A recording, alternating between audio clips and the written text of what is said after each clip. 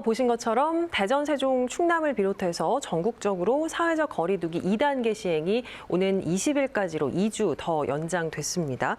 확산을 막기 위한 불가피한 선택이라고 하지만 고위험 시설로 분류된 업종의 경우에는 운영 중단이 장기화하면서 경제적 어려움이 가중되고 있죠. 또 최근에 대전의 사우나 시설 등을 중심으로 발생한 집단 감염 사태가 건강식품 설명회에서 시작된 걸로 확인돼서 방역 당국이 긴장하고 있습니다. 긴급 대담에서 관련 내용 좀 더 짚어보려고 하는데요. 정혜교 대전시 보건복지국장 나오셨습니다. 국장님 어서 오십시오. 네, 안녕하십니까. 고위험 시설로 지정된 PC방 업주들이 집합 금지 명령 연장에 반발하면서 오늘 대전시청을 항의 방문했다는 소식 앞서 저희가 전해드렸습니다. 오후까지 회의가 계속 이어졌다고 들었는데요. 대전시의 입장이 어떤가요? 예, 우리 시 같은 경우는 지난 8월 14일 이후로 오늘까지 약 133명의 그 확진자들이 발생했습니다. 예. 그래서 부득이하게 8월 23일부터 2주간 사회적 거리두기 2단계를 저희가 시행해왔고 네네. 또 정부에서도 전국적으로 확진자가 계속 나오다 보니까 사회적 거리 2단계를 2주간 연장했습니다. 2주간 연장하는데 2단계의 기준 중에서 하나가 고위험 시설에 대한 집합금지가 있거든요. 그렇죠. 물론 자치단체별로 자율적으로 집합 제한을 가는 데가 몇 곳이 있습니다. 그래서 우리 시에서는 고위험 시설에 대해서 12종입니다. 그래서 현재 2주간 집합금지를 연장해 놓은 상태입니다. 예. 이와 관련해 가지고 오늘 PC방 대표님들께서 오셔가지고 저희한테 그런 설명을 한 걸로 제가 알고 있습니다. PC방 업주분들의 이야기는 PC방이야말로 특성상 이용자 간에 칸막이가 설치돼 있잖아요. 그래서 독립적인 공간으로 분리가 돼 있고 또 기본적인 방역 수칙을 철저히 지키고 있다. 뭐 식당이라든지 커피숍보다 더 위험하다는 근거가 무엇이냐, 뭐 이런 입장을 밝히고 있거든요. 일견 이해가 가는 부분도 있습니다. 업종별로 이렇게 형평성 면에서 좀 볼멘 소리가 나올 수밖에 없겠다는 생각이 드는데 이제 운영 중단에 대한 이런 부분에 대해서는 어떻게 고민하고 계신가요? 일단은 기본적으로 저희가 고위험 시설 12종이 아까 말한 PC방, 그다음에 노래방, 유흥주점, 단란주점 이렇게 많이 등등 있거든요. 예. 있는데 오늘 이제 PC방 대표님들께서 오셔가지고 PC방이 방역 수칙에 대해서 저희는 설명을 드렸고 그분들께서 그리고 전국적으로도 PC방에서 확진자가 나온 경우는 없습니다. 집단 감염으로 이어진 게 예. 없는 건 사실이고요. 그러다 보니까 한편으로는 이제 PC방에서 그동안 그 방역을 잘 지켜왔다는 것이고 또 한 가지는 PC방의 특성상 좀 장시간 좀 들어가 있고요. 또 지하에 있는 곳도 많이 있고 예. 또 방역적으로 안전하다고 할 수가 없거든요.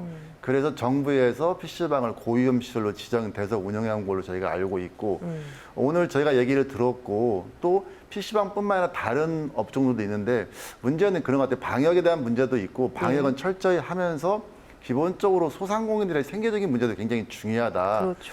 제가 봐서는 우리가 그 사회적 거리 2단계를 시행하면서 2주 동안 고위험 시설은 거의 영업을 못했고요.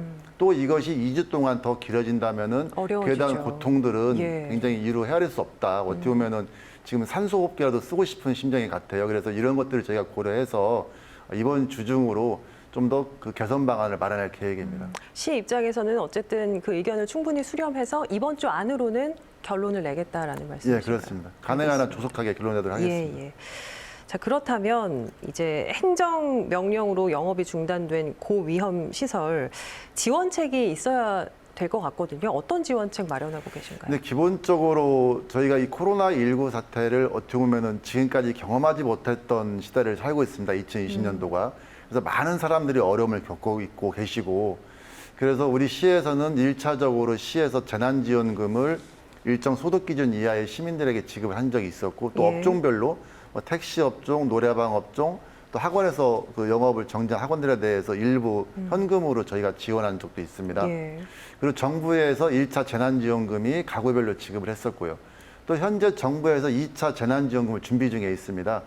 제가 알기로는 정부의 2차 재난지원금은 어떤 그 선별적 지급으로 되어 있고 그중에 지금처럼 영업을 중단하고 계신 고위험 시설 12종에 대해서 예. 일정 규모를 지원하는 방안이 들어가 있는 걸로 지금 알고 있고요. 이런 정부 정책에 발맞춰 가지고 우리 시도 좀 더 추가적으로 검토할 계획입니다. 아직까지는 구체적으로 나온 방안은 없는 건가요? 예, 그렇습니다. 자, 12종 고위험 시설 중에 방문 판매 등 직접 판매 홍보관이 포함돼 있습니다. 최근에 대전의 사우나 시설을 중심으로 발생을 했던 집단 감염 사태가 건강식품 설명회에서 시작된 걸로 확인이 됐잖아요. 역학조사 과정에서 이제 거짓 진술을 한 셈이 되는데 관련해서 현재까지 파악된 사항 그리고 대전시의 조치까지 좀 마지막으로 말씀해 주실까요? 상당히 안타깝고 굉장히 유감스러운 일입니다. 우리 시에서는 사회적 거리 2단계를 하면서 방문 판매에 대해서 설명회를 금지를 시켰고 행정명령으로 두 번째로는 사전 신고 의무화 제도를 시행 중에 있습니다. 예. 그 와중에 저희들이 지난 사정동 웰빙 사우나와 관련해서 확진자가 나왔고 이분을 조사하는 과정 그리고 강서구 서울 강서구에 확진자가 발생했는데 그 접촉자가 대전 시민이었습니다. 그래서 이분을 조사하는 과정에서 서로 연결고리를 저희가 발견을 했고 예. 그 연결고리가 지금 말씀하신 것처럼 방문 판매와 관련되어 있더라. 그래서 총 오늘까지 14명의 확진자들이 나왔습니다. 직간접적으로.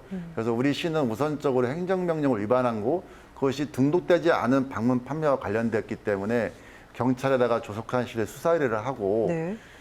그 방문 판매 설명회에 참석을 했다고 안 했다고 한 어떤 그 역학조사를 방해한 거겠죠. 예, 그러면은 그에 대해서 저희가 별도로 고발 조치할 계획입니다. 수사 의뢰 고발 조치할 예정이시라는 예, 그렇습니다. 말씀까지 듣겠습니다. 오늘 말씀 여기까지 듣겠습니다. 고맙습니다. 네, 고맙습니다.